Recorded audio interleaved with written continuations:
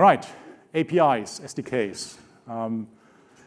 Just out of curiosity, maybe quick show of hands. How many of you actually use Webex APIs day to day for either provisioning, troubleshooting, whatever, in the context of Webex calling? I would say definitely less than 20, maybe even less than 10 in the room, which is less than 5%. I don't want to force you to do it, right? But I mentioned it earlier briefly. I'm an API guy. I love doing software, and I highly recommend trying to get your feet or hands dirty, whatever you prefer, and dive into this topic on doing software and APIs. It's a lot of fun, and if you start doing this, you don't need crossword puzzles anymore on Sunday or Sudokus. You can always come up with the next new software project that keeps you busy. Anyways, enough of the marketing for software and APIs. When we look at provisioning methods, right? I guess everybody is using Control Hub, right? A lot of people probably use bulk provisioning using CSVs. And show of hands showed very few of you are using APIs. And this slide shows that APIs, if you know how to use them, are actually the most flexible way to do stuff in Webex calling because it can be highly customized. It's very fast, but ease of use, I think that's why we didn't see a big show of hands like 5 minutes ago, right? Rough overview, we have APIs in 3 areas: provisioning, call control, analytics, that's the CDR part. And here are some, for your reference, some representative tasks and sample solutions that you can build on top of those APIs. Using of APIs is hard, kind of hard. When you try to delve into that area, you basically come across a lot of terms, classes, tokens, authorization flows, APIs, integration, la, la, la, la, la. There's a whole dedicated lingo associated with that area. So there's some documentation available, but yes, absolutely, when you start to get into this area, it is kind of hard. There's a steep learning curve involved. There are a lot of concepts to master, but there are SDKs, software development kits, that are there to help you to abstract from the dirty details. If you are at all interested to get an overview of what you can do, feel free to try to see me again on Wednesday in this session. I'll try to give an overview of what can be done with APIs, give you some examples, basically introduce you to an SDK that I'm maintaining, a Python SDK. Just if you're curious and want to see what's possible, try to see me on Wednesday. Anyways, so what did we do with respect to APIs in the last 12 months? It's now possible to actually select the PSTN provider for locations. So you can build your own bulk provisioning based on APIs for bulk location provisioning and actually select PSTN providers. This only works for on-premises PSTN, so trunks, and non-integrated cloud-connected PSTN providers. It doesn't work for Cisco calling plans, okay? Background images on phones can be bulk provisioned using APIs. And for all these features, I try to basically put references to the actual API methods on these slides. And if you look at these, at the PDF that I share with you, you can actually find these API methods clicking on the links. Selective call forwarding, accept and reject with schedules, is now supported using APIs.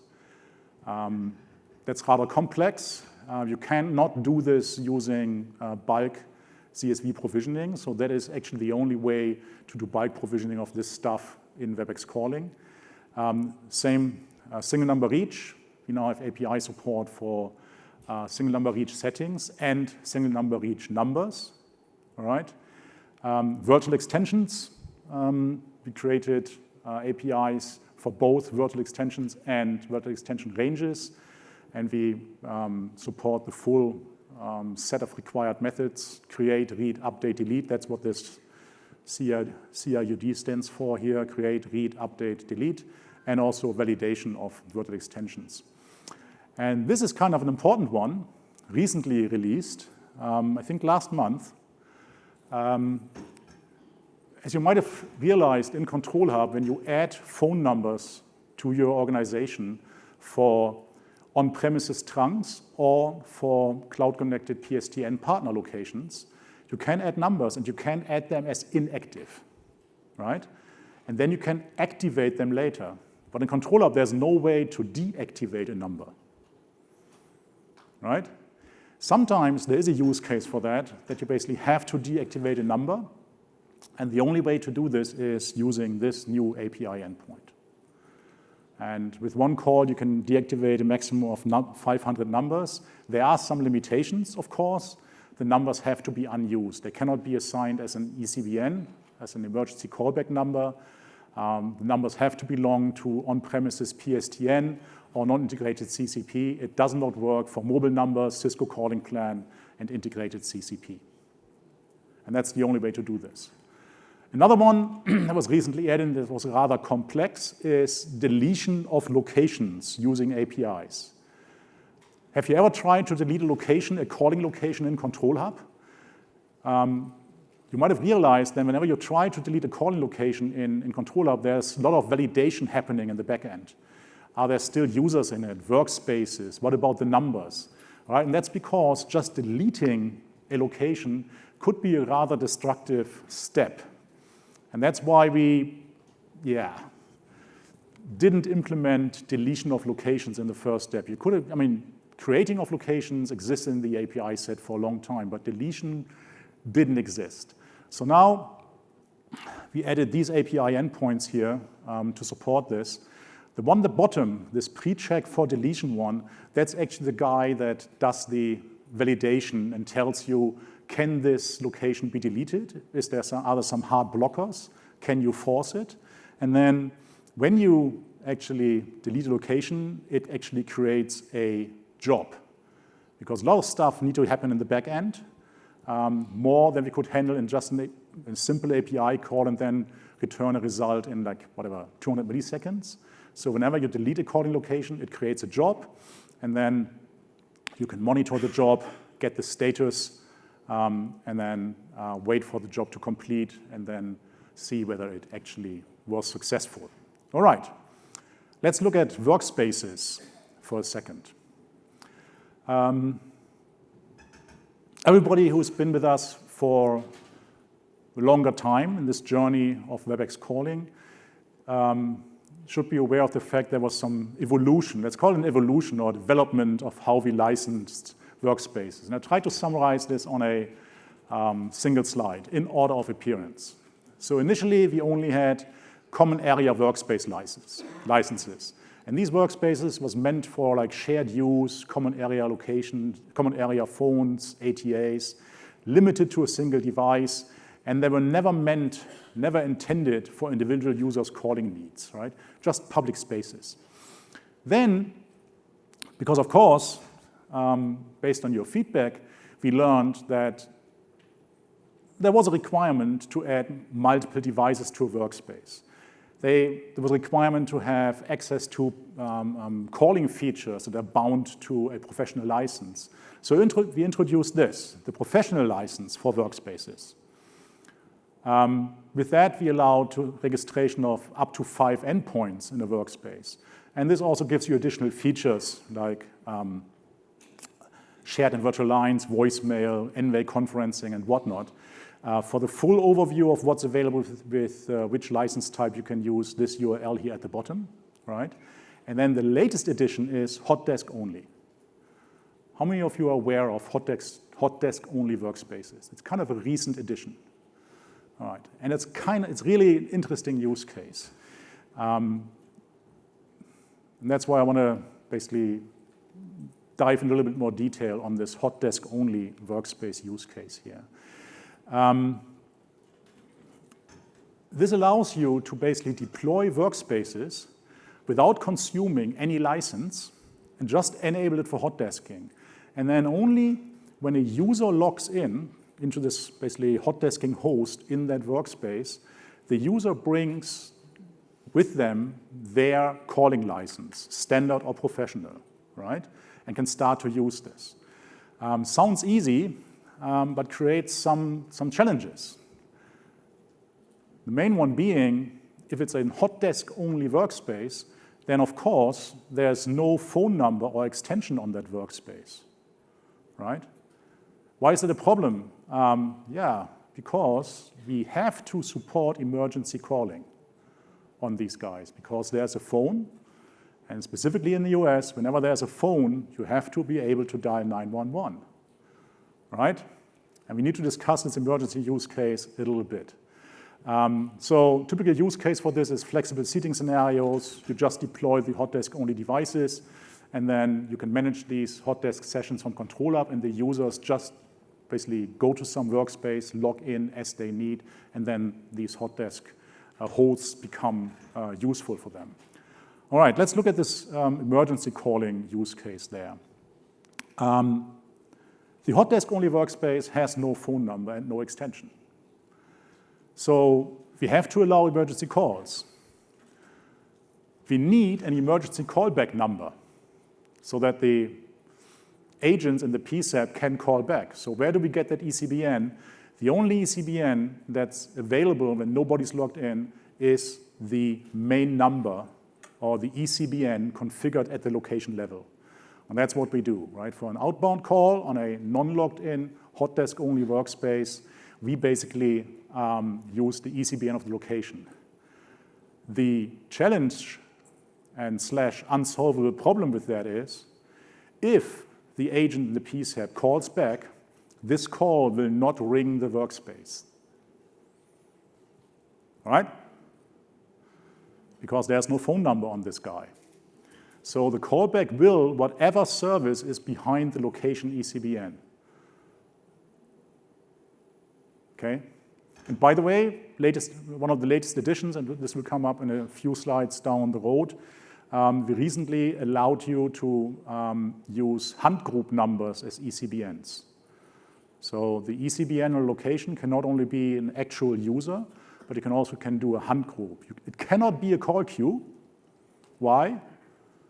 Obvious answer, we don't want the callback from a PSAP end up in a queue and listening to announcements and do you want to be connected to blah, blah, blah, right? It has to go through, and that's why it can only be a hunt group, not a call queue. All right, hot desking the emergency calls. Another challenge is, what if someone logs in to the hot desking host?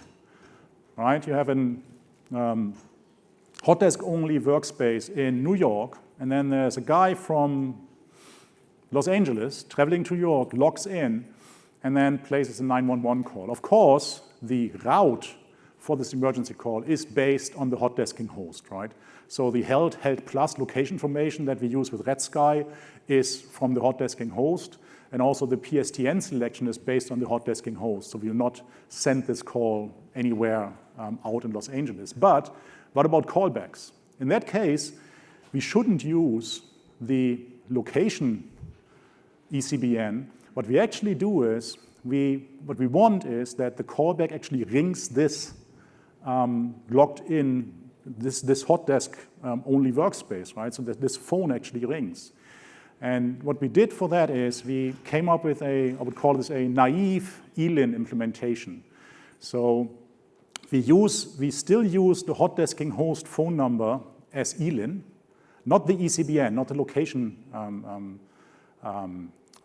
ECBN, right? We use the hot desking host number as ELIN, and we basically create a static ELIN allocation for 60 minutes and associate that ELIN of the hot desking host with the calling user. And that way, we can make sure that if the PSAP agent calls back, the call actually lands on that user. This naive implementation, this ELIN allocation only happens if the user placing the emergency call is signed into a hot desking host. The hot desking host has a primary phone number, so this doesn't work, as I mentioned earlier. This doesn't work for hot desk only workspaces. And the hot desking host ECBN is the hot desking host primary phone number, so that there's a match, right? And then we allocate this for 60 minutes, assuming that if there's callbacks, they're probably going to happen within 60 minutes of the emergency call we placed. If there's another emergency call placed where we have to use the same ELIN, then this ELIN is reallocated. There are some caveats with that.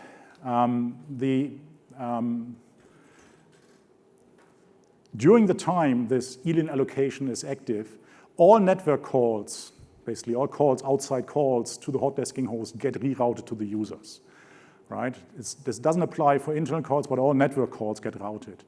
And then the identification of what's a network call, right, is based for premises trunks, so calls coming in through local gateway, depend on proper inbound call classification.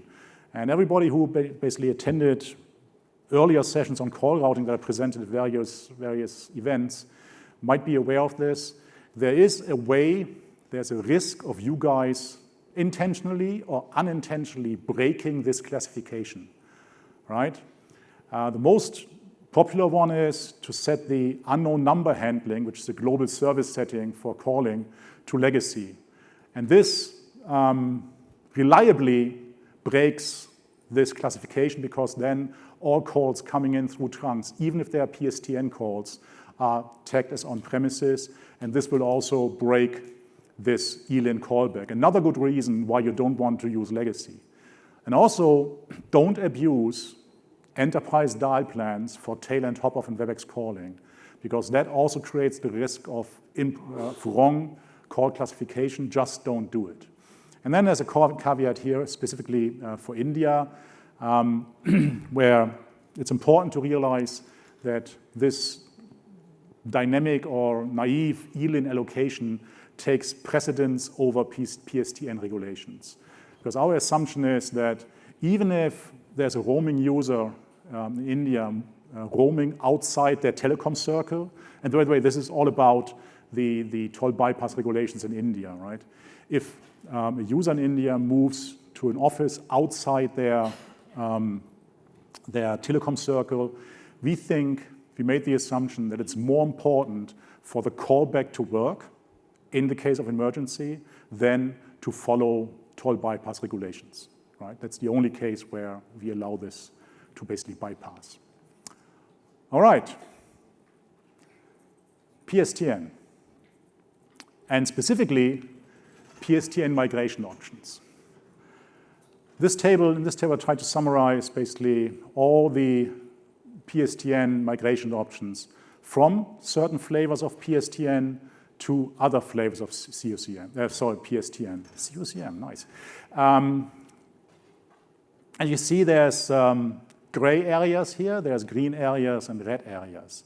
Let's look at the red ones, manual migration first.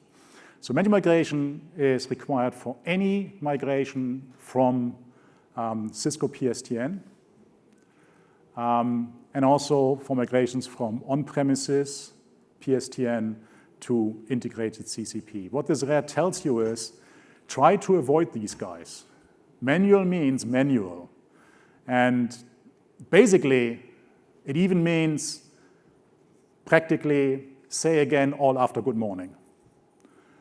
You basically have to create a new location with a new PSTN type and then move the TNs to users over to that location, which involves, frankly, reprovisioning everything, reconfiguring services, site settings, all of this. So it's a highly manual process.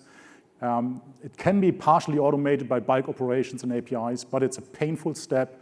Try to avoid these guys as much as possible. All right? The next ones are the self-service ones. So everything that's green is great, which means it's self-service. It basically happens on the fly. So, for example, changing between a CCP and another Cloud Connect PSTN provider, or from a Cloud Connect PSTN provider to on-premises, or in the reverse direction, the only thing you do is, in Control Hub at the location level, you just pick the different connection type, and then you're done. All the numbers stay in place. You don't have to reprovision anything. You only want to make sure that you actually do this at the point in time when the number porting happens in the PSTN, right? So that you don't send out outgoing calls to a provider that doesn't accept these calls yet, right? But that's a very easy step. A migration option that we added probably 6 months ago, I guess, is the option to move an existing location to Cisco calling plans. This is supported for locations that are on-premises PSTN using local gateway or that are using a non-integrated cloud-connected PSTN provider. It's automated. Basically, in Control Hub, you initiate a port order and ask us to port your numbers from your existing PSTN provider over to Cisco calling plans. The moment you start this port order process, we lock your location. You cannot add, we lock the number aspect of your location. So you cannot add new numbers and then anymore. You cannot delete numbers. And this lock stays until all port orders are completed. And then we automatically switch the PSTN for that location after all port orders of all numbers have been completed. We don't support this with integrated CCP. The only integrated CCP is one flavor of IntelliPeer, and we don't support this with Webex calling dedicated instance. All right, so numbers are ported. I mentioned this. The numbers stay functional during the transition period, and only after you initiate the change, you cannot add, remove numbers. We initiate the port orders, and then when all port orders are complete, we actually then only then change the PSTN type. This matrix looks a little bit complicated here, right? On high-level slides, we always tell you there's 3 PSTN types: on-premises PSTN, Cisco calling plans, and cloud-connected PSTN providers. Why do we have 5 columns then here? That's because there's a flavor with IntelliPeer. We have a flavor of integrated CCPP, integrated cloud-connected PSTN provider, where you can order numbers from within Control Hub, and then there's an API driving IntelliPeer, and they provision those numbers. And that's what makes this special. Outside of the US, we don't support integrated cloud-connected PSTN provider. So if you're outside of the US, this whole thing is way easier and looks way less complex. And everything's green, with the exception of going from Cisco PSTN to CCPP or to on-premises. All right? Cool. With these migrations of PSTN or switching PSTN, a question that often comes up: what should I do in a transition project when moving from Communications Manager to Webex calling multi-tenant? When should I switch my PSTN, right? So here's a migration project where we have an on-premises installation with Communications Manager. You start to deploy Webex calling multi-tenant. You start moving users over to your Webex calling locations. When do you switch your PSTN? We can do this after we moved all users of a location, then switch the PSTN type for that location. During the transition, then all users, the ones that you already migrated and the ones that are still on premises, continue to use your existing on-premises PSTN trunk, right? And for your Webex calling multi-tenant users, PSTN call then go via local gateway, get routed here, and then out to the PSTN. And the Webex calling users then actually consume on-premises PSTN, and they also consume resources on this local gateway here, all right? So you could also do hybrid, right? Start to use cloud PSTN for Webex calling locations right away, and then port numbers from on-premises in sync with moving users. The challenge with that is, in reality, that's not going to work, right? PSTN providers hate when you try to move numbers, when you port numbers, individual numbers from a range. You typically have to port the whole range, right? Which limits this hybrid solution here. So why not move to cloud PSTN right away? And this question came up a lot. Like, get rid of the on-premises PSTN at the beginning of transition and start to use cloud PSTN, the cloud-connected PSTN provider, for your on-premises users during the transition. Technically, this should work, right? They could use a local gateway, get to the cloud, and then over. Problem is, this is not supported. Webex calling does not allow calls between on-premises trunks and PSTN. And the main argument here is, it's a mandate from product management, that Webex calling should not be used as a PSTN transit. But, there's a slight note here at the bottom. Future, allow on-premises users to consume cloud-connected PSTN providers. And this change is actually happening within the next probably 4 to 5 weeks. You might already have seen this in the What's New in Webex Calling document under Coming Soon. You find this guy here, PSTN trunking support on Webex Calling. So for migration scenarios, we will support exactly this, that you can use Cloud PSTN, Cloud-connected PSTN providers for on-premises users. This will not support Cisco calling plans, but it will work with cloud-connected PSTN providers. There will be a license associated with this, a usage license, number of calls, number of users you push across this trunk. But this is the solution actually for a requirement that came up a lot over the last few years. The last slide on PSTN is, I talked about the porting of numbers into Cisco PSTN or Cisco calling plans. We also, and there's regulatory requirements actually for this in the US, we also have to support the port outflow. What this means is someone asks to port a number that's currently on Cisco calling plans to a different provider.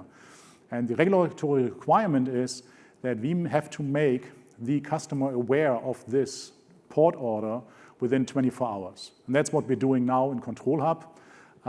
You'll basically get an overview in Control Hub of existing port orders initiated outside of your org.